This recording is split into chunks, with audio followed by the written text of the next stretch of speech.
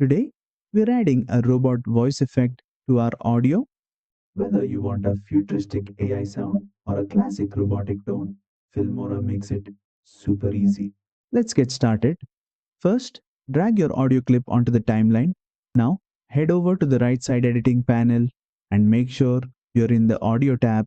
Scroll down and look for the voice changer section. Click on it. Select the voice characters tab here, and you'll see different voice effect options.